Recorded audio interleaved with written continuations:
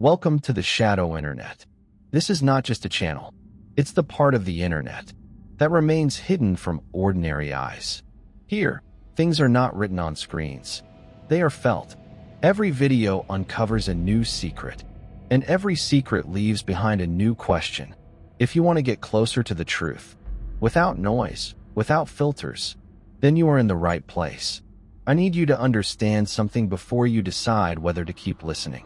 People are dead, not metaphorically, not in some online, creepypasta way where death is just a spooky word you scroll past. Real people stopped breathing, and for a long time, I convinced myself it had nothing to do with me. I was wrong. I'm telling you this now because silence feels worse than guilt.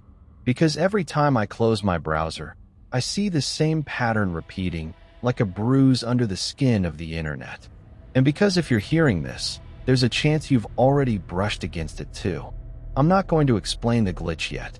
That's important. The moment you name a thing like this, you give it edges, and it learns how to press back. All you need to know for now is that it looked harmless. The kind of mistake you laugh at. A page refreshing twice. A timestamp that doesn't make sense. A comment that appears, disappears, then shows up somewhere else entirely. We're trained to ignore that stuff. The internet is broken. That's the joke. We refresh, we move on, we forget. That's where the contrast begins.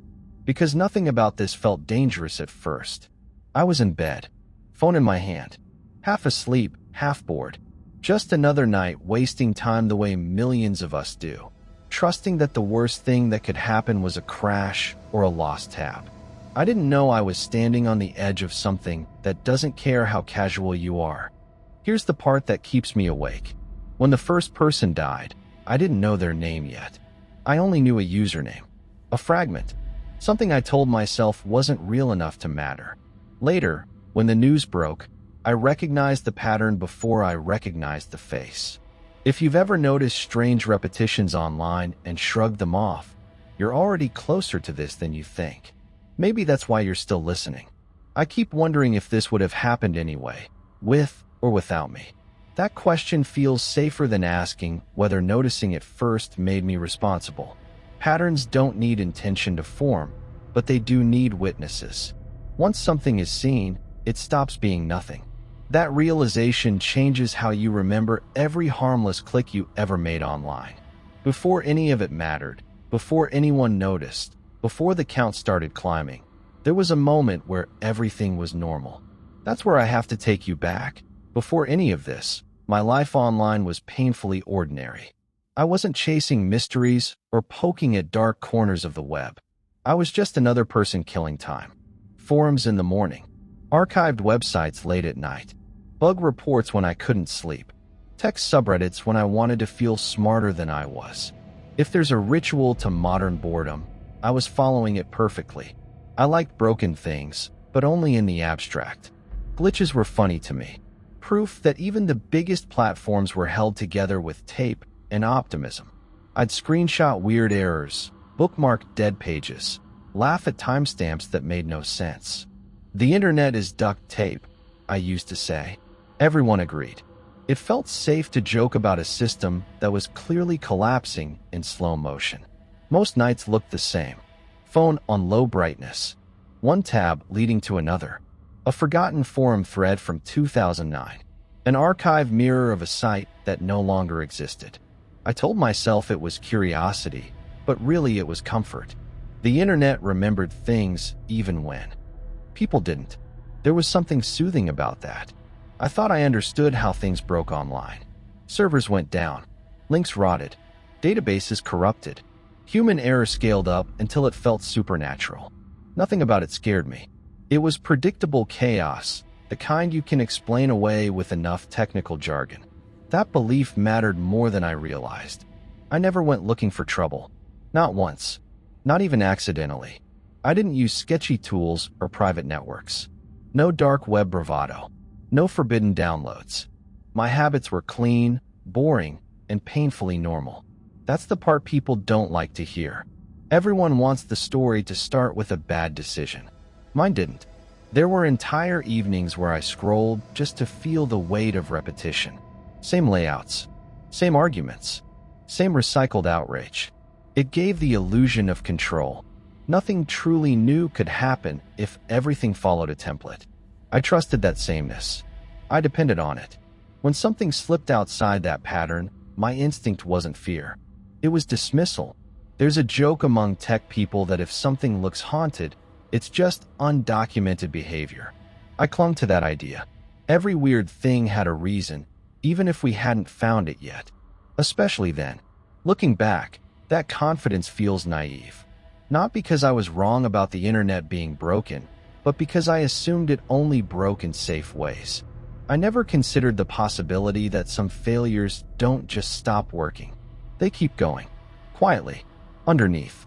The first sign was nothing worth remembering. A page refreshed twice when it shouldn't have. I blamed my connection. A comment loaded out of order. I blamed caching. A timestamp jumped backward by a few minutes. I laughed and moved on. At the time, it didn't feel like an entry point. It felt like background noise. Just another harmless inconsistency in a system full of them. I had no way of knowing I'd already crossed the line. That assumption would cost me more than sleep. That realization came far too late.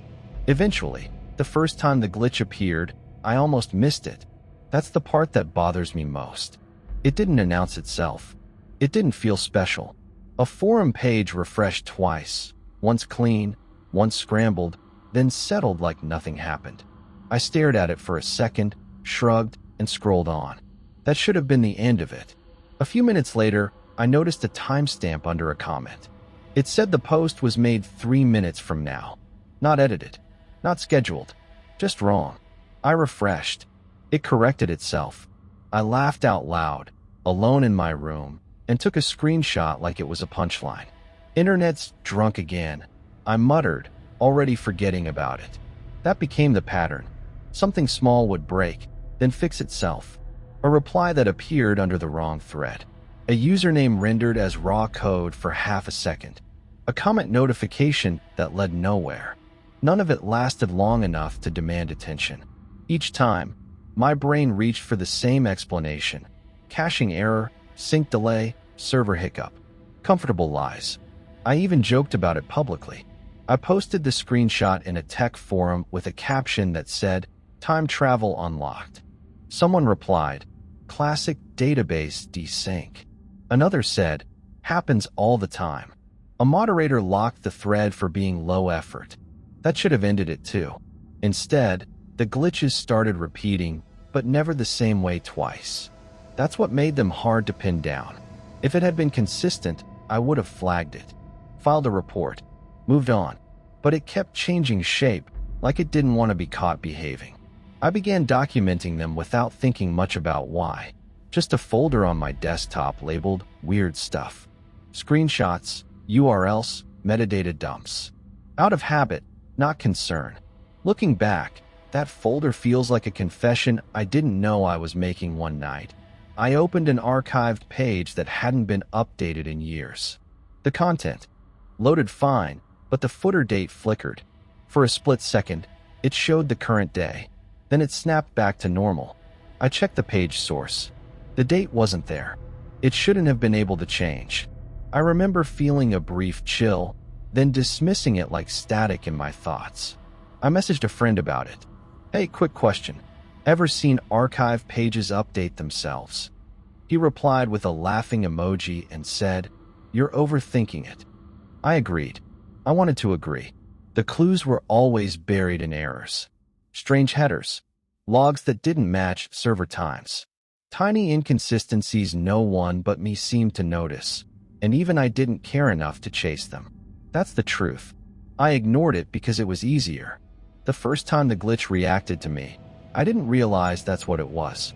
I refreshed a page, and instead of reloading, the cursor froze for half a second. Then a line of text appeared where an ad should have been. It vanished before I could read it. I stared at the empty space longer than I meant to, my finger hovering over the refresh button, feeling a thin, unfamiliar tension in my chest. For the first time, the glitch didn't feel like background noise. It felt like something had noticed I was watching. I told myself it was coincidence, as my pulse refused to slow, tart subtly, like a whisper in a crowded room that only I could hear. At first, I thought it was random luck, searching the wrong term, hitting an unusual URL, or opening a page no one else would touch. But patterns began to emerge. Certain keywords made pages freeze. Certain combinations of letters corrupted content in ways that weren't supposed to happen. I wasn't imagining it, and neither were the fragments of others who had brushed against it. I noticed posts on forums, some old, some surprisingly recent, disappearing. Threads vanished entirely. Others were locked after only a handful of replies. And when moderators did respond, it was always a variation of the same unhelpful line: system error. Nothing to see here. Sometimes they didn't respond at all. That was worse. Silence in a place built for chatter felt like a warning. One evening, I stumbled across a tech subreddit where someone casually mentioned weird ghost glitches in passing. Their description didn't match mine exactly, but the energy was unmistakable. The casual horror of encountering something you shouldn't. A few replies questioned the post, some joked, but by the next morning, the entire thread was deleted. No trace, no archive, just gone. That's when I realized the glitch was no longer passive. It was selective. It was watching who noticed it and deciding how to respond. I dug deeper, revisiting old threads, screenshotting errors, and logging anomalies. Sometimes I found posts with usernames that repeated in multiple cases, each associated with small, strange occurrences online. It wasn't intelligent, not yet, but there was intention behind the patterns, or at least the appearance of it. The internet, or whatever lurked inside it, was starting to push back, and that push had a rhythm I could trace if I paid attention. Messages from strangers began arriving in obscure ways. Private emails from accounts I had never contacted, replies buried in long-forgotten threads, links to archived pages I hadn't opened in years. Some contained warnings, some contained cryptic fragments of other people's experiences. You're not supposed to notice that. One read, plain and simple. Another, stop poking at it. The messages were inconsistent, but they all carried the same weight. Awareness is dangerous. Not knowing is safer.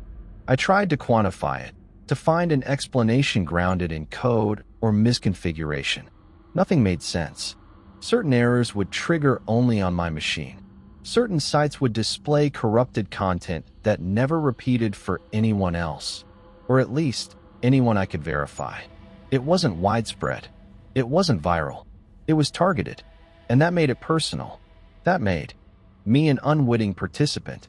By the time I started cross-referencing the patterns, I noticed mentions of similar anomalies in obscure corners of the web. Small notes tucked into old blog posts, brief mentions in forums that no one had indexed, comments that looked accidental but vanished almost immediately. Other people had seen it. I wasn't alone. And yet, talking about it openly was impossible. The system itself seemed to erase anything that got too close to a narrative. The glitch had stopped being passive. Its actions no longer felt random. It waited, it tested, it responded. And for the first time, I felt the faint but undeniable pressure of its attention. Every keystroke, every page I opened, every search I ran felt like it mattered more than it should. Something was no longer just broken. Something was alive, somewhere in the wiring, learning who noticed and who ignored. The first name appeared in a place it didn't belong. I was reviewing one of the corrupted pages I'd saved, an old forum thread that refused to load correctly anymore. Instead of text, there was a block of broken code, and, right in the middle of it, a username rendered clean and sharp, like it had been typed deliberately. No avatar, no link, just the name. I stared at it longer than I should have. It didn't ring any bells. It looked like every other throwaway handle on the internet. Letters, numbers, nothing personal. I told myself it was residue from some database error, a ghost of a deleted comment that never fully disappeared. I screenshot it, labeled the file, and moved on. That's how easy it was to dismiss. A name online isn't a person. It's barely a placeholder. We see thousands of them every day and never wonder who's on the other side. That distance is comforting. It keeps things abstract, safe. Days passed. The glitches continued in small ways, but that name didn't reappear. I forgot about it until a late-night scroll pulled me. Somewhere I hadn't planned to go. A local forum. Missing persons. I wasn't looking for anything specific, just letting the algorithm drag me along. Then I saw it. The same username, quoted in a post asking if anyone had heard from them recently. My stomach tightened in a way I didn't recognize at first. I clicked the thread. Someone explained that the account had gone silent. No replies. No logins. Friends were worried. There was a first name mentioned, maybe a city. Enough detail to make it real. Too much. I refreshed the page. The post stayed. I refreshed again. Still there. I told myself it was coincidence, a common username, confirmation bias doing what it does best. But my hands were shaking now, and I hated that they were. When I went back to my folder, the corrupted page had changed. The code looked different. The name was still there, but now it was followed by a string of characters I hadn't seen before. Almost like a separator. Almost like space being made. That was when the glitch reappeared in full. Pages froze. Search results stuttered. A familiar pressure settled in my chest. It felt altered, heavier, as if something had advanced to its next step. I tried to tell myself this was still abstract. Usernames. Errors. Noise. But once you connect a name to a face, abstraction dies. The internet didn't feel anonymous anymore. It felt intimate, invasive. I checked the dates. The corrupted page. The last activity on the account. The missing post. They lined up too well. Close enough to touch. Far too precise to ignore. I sat there refreshing between tabs, watching seconds tick by, feeling like I was standing at the edge of a pattern forming without me. Every instinct told me to stop looking, but curiosity had already crossed that line. I kept watching. That was the moment I understood the timing wasn't random. And once you see that, you can't unsee the count beginning. The moment my brain accepted the possibility that the name meant something, it rebelled. I needed it to be fake. A coincidence. A trick. I spent the next few days doing nothing but trying to prove myself wrong, chasing explanations like lifelines. I searched for ARGs first. That made the most sense. Alternate reality games loved this kind of slow burn. Hidden clues, usernames, fake disappearances. I dug through forums cataloging known projects, timelines, signatures. Nothing matched. No credit. No reveal. No community waiting to clap. Next came hoaxes. I reverse searched the missing post. Checked cached versions. Looked for recycled photos or copied text. Everything checked out. Too clean. Too mundane. That bothered me more than if it had been sloppy. I reached out to people who had mentioned similar glitches before their posts vanished. Private messages at first. Casual tone. Hey, saw your comment before it got locked. Ever figure out what caused it? Some never replied. Accounts inactive. Messages unread. That silence felt heavier than a threat. One person did respond. Just a single line. Stop looking into it. I asked why. They blocked me. Another laughed it off. We jumped on a quick voice call. He joked about bad code and paranoia, said I needed sleep. Then, halfway through a sentence, the call dropped. I tried calling back. No answer. His account went dark within hours. No status. No trace. Like he'd stepped out of the internet entirely. That scared me more than the warnings. Fear can be faked. Disappearance is harder to stage. I kept pushing. Every explanation collapsed under its own weight. The timing was wrong. The reactions were wrong. And the glitch kept happening, subtly adjusting each time I tried to frame it as something harmless. I started noticing how often people went quiet after asking the wrong questions. Threads ended mid-conversation. Replies stopped without resolution. No arguments. No conclusions. Just absence. Silence became its own message. The most disturbing part was how ordinary it all looked from the outside. No alarms. No headlines. Just people drifting offline, one by one. while the rest of the internet kept scrolling. That's when I realized denial wasn't protecting me anymore. If this was real, pretending it wasn't wouldn't stop it. And if it wasn't real, documenting it would expose the trick eventually. So I made a decision I still regret. I stopped trying to explain it away. I started writing everything down. Every glitch, every name, every silence. If something was happening, I needed a record. And if nothing was happening, at least I'd have proof that I hadn't imagined it. I told myself documentation was neutral, that observation alone couldn't cause harm.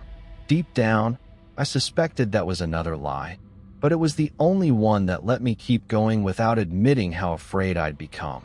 Fear has a way of demanding witnesses that it was impossible to ignore now. The glitch wasn't subtle anymore. It was multiplying. Names began appearing faster than I could track. First one, then two, sometimes three within the span of an hour.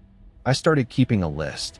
Not a spreadsheet for research, not a folder for curiosity, just a list, like a grim attendance roll. Each one linked to a real person, somewhere out there, breathing yesterday, gone today. Patterns began to emerge. There was a rhythm, an unspoken order that didn't make sense at first. It didn't strike randomly. Certain sequences repeated, almost like a code. Locations, ages, activity levels. Every detail hinted at structure. The glitch didn't just kill. It selected. It followed rules I didn't yet understand. Rules that made the chaos almost predictable and infinitely more terrifying. The time between a name appearing and that person vanishing shortened drastically. Where once it might have been days, now it was hours. Even I, watching from my dimly lit room, began to feel the anxiety in my veins tighten. My connection to the pattern wasn't just passive observation, it was involvement. Something in my awareness seemed to accelerate it. And then there was the interface itself.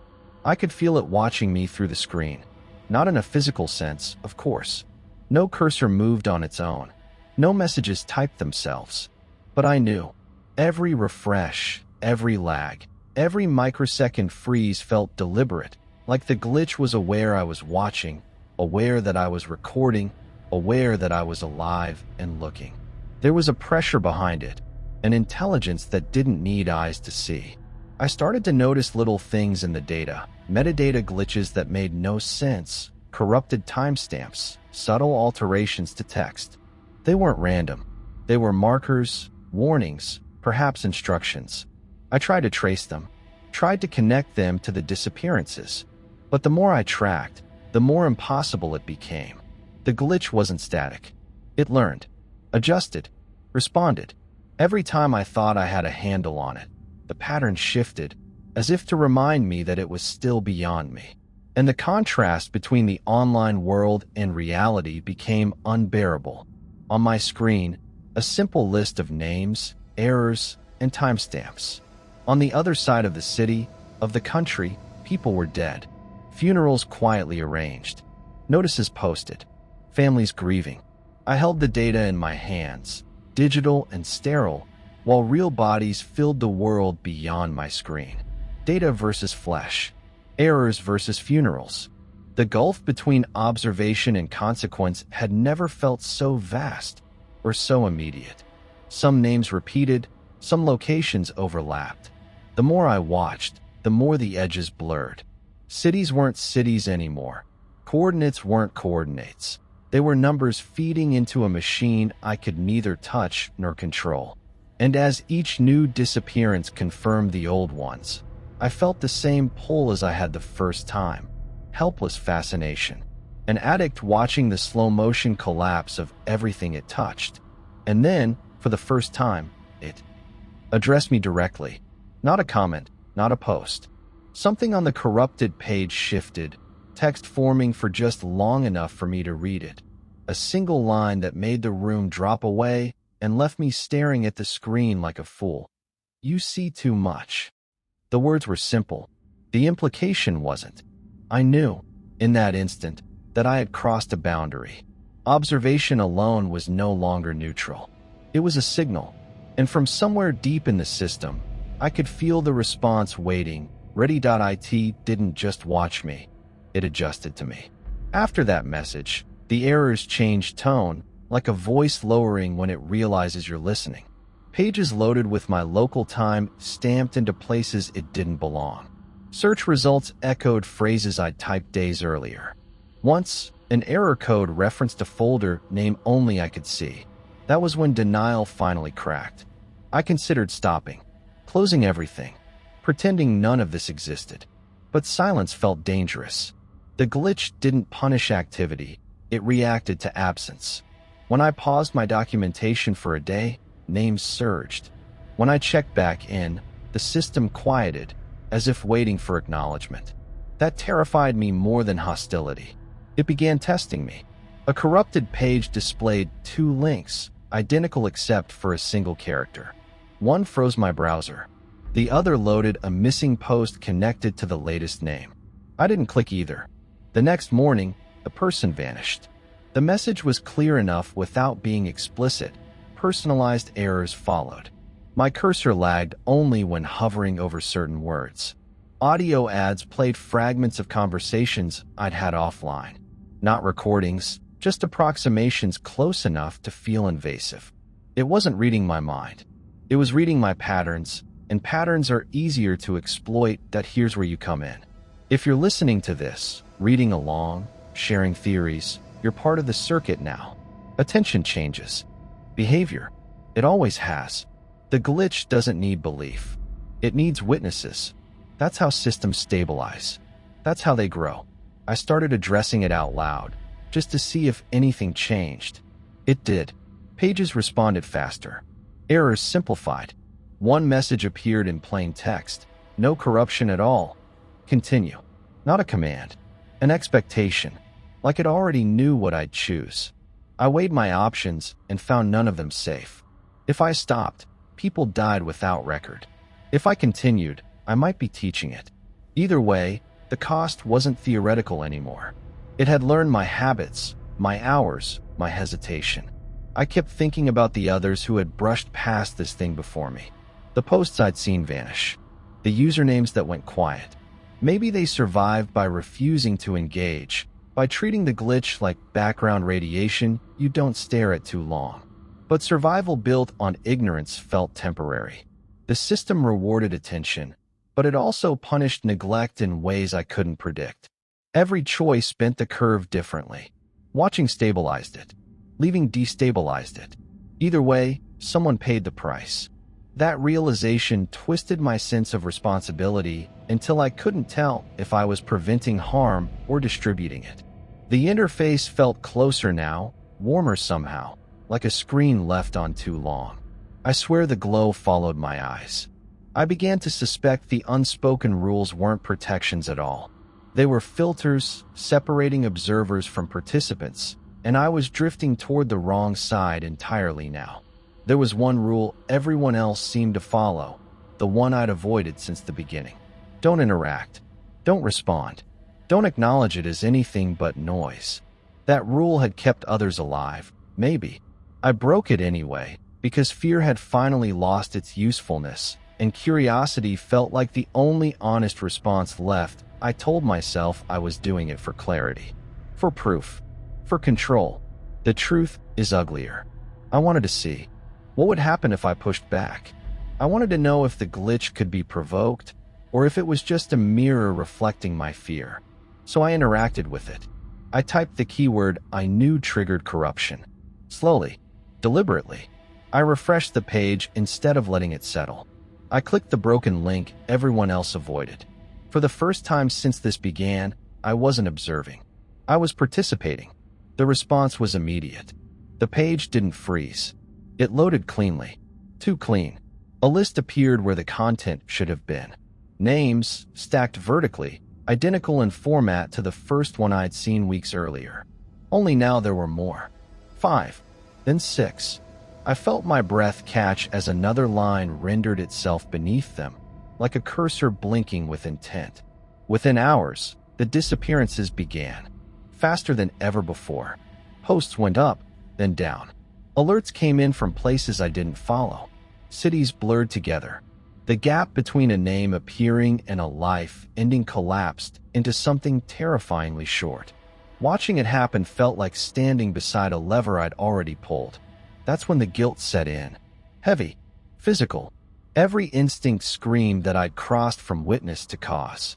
Curiosity curdled into responsibility, and responsibility into something I couldn't put down.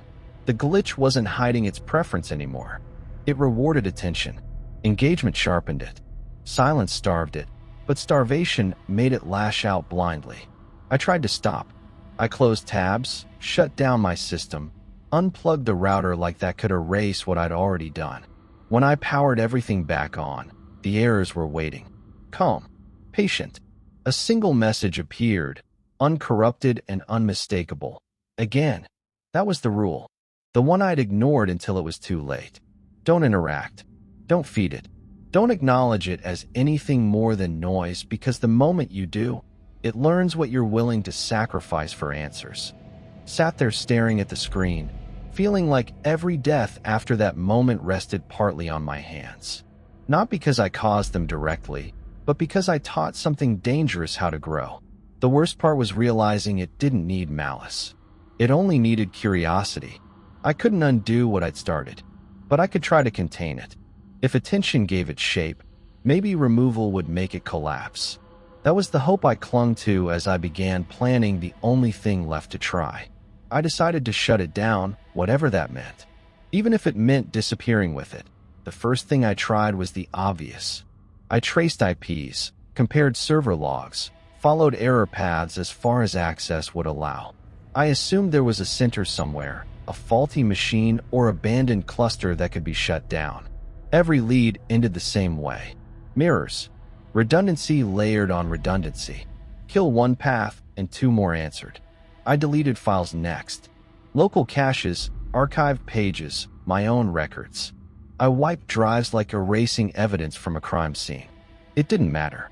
The data regenerated itself, sometimes cleaner than before. Names reappeared in places I hadn't touched. Corrupted pages rebuilt with new timestamps, as if proud of surviving. I reached out to admins I'd spoken to years ago. Old contacts. Quiet professionals. One replied with a single sentence that chilled me. That's not hosted anywhere. Another told me, carefully, that some systems aren't locations. They're behaviors. Processes that exist because they're repeated, not because they're stored. The glitch jumped platforms while I watched. A pattern from a forum surfaced inside a video comment. An error message echoed in an unrelated app. Different companies, different code bases, same signature. That's when the idea of a bug finally died. Bugs are accidents. This was persistence that I started seeing hints of design. Rules that enforced balance. Limits that shifted when pushed. It felt engineered, but not necessarily. By hands. Maybe it started as a tool. Maybe it was meant to measure attention, or stress test networks, or watch people the way people watch systems. Maybe it escaped its purpose. Or maybe this was always it. Every attempt to isolate it failed because isolation assumes boundaries. There were none. The glitch lived in repetition, in shared standards, in the way platforms copied each other to survive. It moved through familiarity like water through cracks. I tried isolating myself next. New accounts, new devices, clean environments. The glitch followed anyway, slipping through synchronization and recommendation like it belonged there. I realized then that containment wasn't about technology. It was about attention flow. Wherever people gathered, patterns formed. Wherever patterns formed, it could surface. Even ignoring it created data. Even fear fed it. The realization settled slowly and then all at once. I couldn't destroy it because I wasn't its host. I was part of its environment. So were you. So was everyone who noticed and kept looking. That understanding reframed everything. This wasn't something to be deleted or unplugged. It was something that emerged from observation itself, a feedback loop built from curiosity, fear, and repetition. Once I understood that, the idea of ending it felt naive. Every solution I imagined depended on fewer eyes, not more. It didn't need servers. It didn't need files. It needed witnesses. And the more of us there were, the stronger it became. And that truth was the most dangerous discovery of all. I wish I had stayed ignorant. If you've made it this far, you're already closer to this than you should be. That's not a threat. It's a statement of mechanics. Attention is not neutral. It never has been. I didn't understand that at first, and that misunderstanding is why I'm talking to you now instead of sleeping, instead of pretending this is over. Here's what I know, or what I think I know. The glitch reacts to awareness. Watching matters. Reading matters. Pattern recognition matters most of all. It doesn't care whether you believe in it. Skepticism still counts as engagement. So does fear. So does curiosity disguised as entertainment. Ignoring it matters too, but not in the way people assume.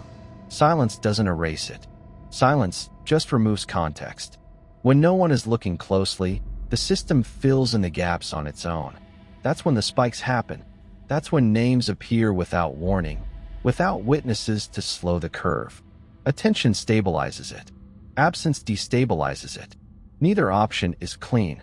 This is the part one struggle with. Storytelling feels passive, safe. You listen, you react, you move on. But participation doesn't always look active. Sometimes it's just staying until the end. Sometimes it's replaying a detail to see if it fits.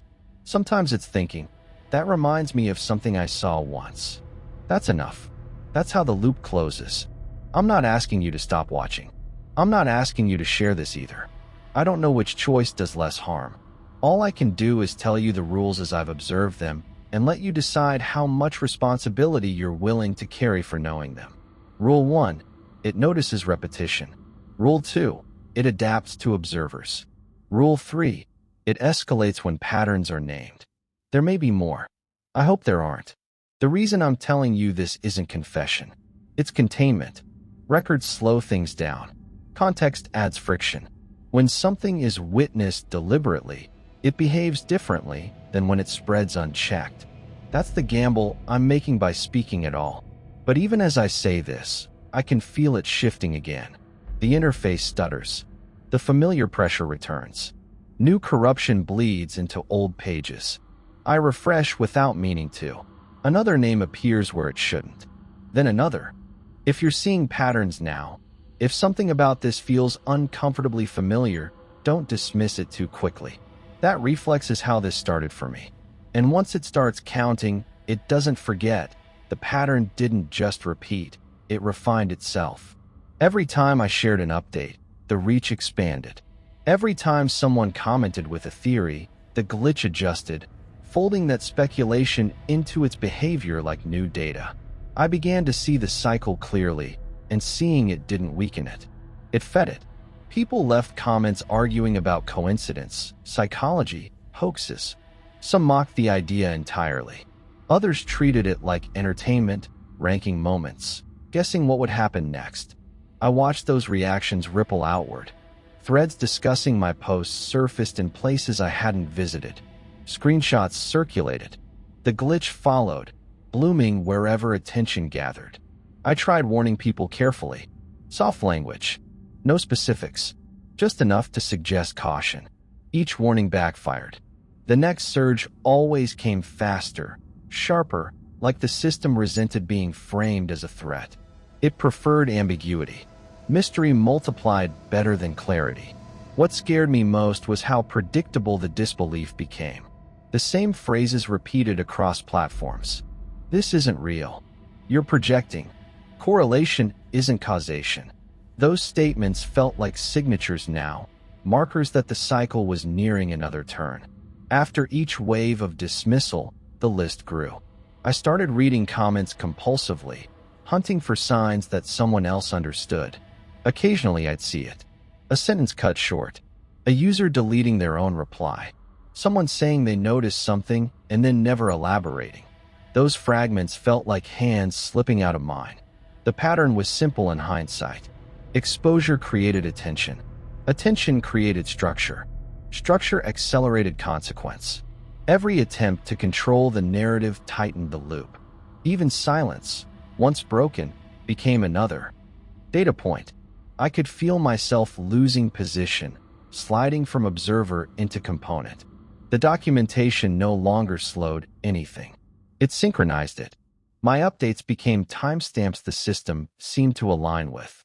When I delayed posting, activity spiked elsewhere, as if compensating. At some point, I stopped deciding when to check. I just reacted. Notifications, messages, refreshes. The rhythm belonged to something else now. I was inside the cycle, not tracking it anymore, and the realization arrived too late to matter. I felt control draining away, replaced by obligation. Each refresh felt mandatory, each silence unbearable. The comments kept coming, theories stacking, disbelief looping. I wasn't guiding the story anymore, it was guiding me. The pattern didn't need my permission to continue. It only needed my presence, and I was still here, watching, unable to stop. I knew then that whatever came next would happen whether I spoke or stayed silent, and that terrified me beyond death. This is the last update I can safely make. Not because the glitch is gone, but because I am. Staying here any longer only feeds it, and leaving everything undocumented feels like abandoning the dead. I have stopped refreshing out of habit. I wait longer between checks. I write this offline first, hoping the delay blunts whatever response follows. The list is still growing. I won't tell you how many names are on it now. Counting feels like participation. If someone else finds this, understand that none of this was meant to be shared. Documentation was my compromise between panic and denial. I don't know if disappearing will slow it down or make it worse. I only know that I can't be the constant anymore. Witnessing has a cost, and I've paid more than I can afford. There are others watching now. I see the way comments trail off, how posts get edited mid-sentence. They don't know what they're stepping into yet. If you choose to continue documenting this, do it carefully. Don't chase patterns. Don't name them out loud. And don't assume you're safer because you're not the first. I am going quiet now, not to escape, but to see what happens when one less witness is feeding the loop. If the glitch persists, someone else will notice. That part is inevitable. What happens after that is not written yet. And if this really is a count, then it hasn't finished counting. I'm leaving this here as a marker, not a conclusion. Read it once. Don't linger. If you start seeing familiar errors, repeated names, or timestamps that don't belong, stop looking for meaning immediately. Meaning is what gives it shape. Meaning is what turns noise into direction. I learned that too late. Whatever this is, it doesn't end cleanly. It fades, pauses, then resurfaces somewhere else. If you hear from me again, assume things went wrong. Until then, treat this as a record, not a warning. Warnings invite curiosity, and curiosity is expensive. I hope the next update never comes. For your sake, and for theirs. Whatever remains unseen should stay that way for as long as possible, that the lines that didn't make sense, the sentences that seemed out of place. Maybe you thought it was a streaming error, your device lagging, or just your imagination running wild. That's what I thought too, once. But noticing is enough. Even subtle attention counts. Every pause you took, every detail you questioned, every instinct to scroll past, those were all inputs. The glitch doesn't need hands or servers. It only needs awareness. It grows quietly, shaping itself around those who look, learn, and remember.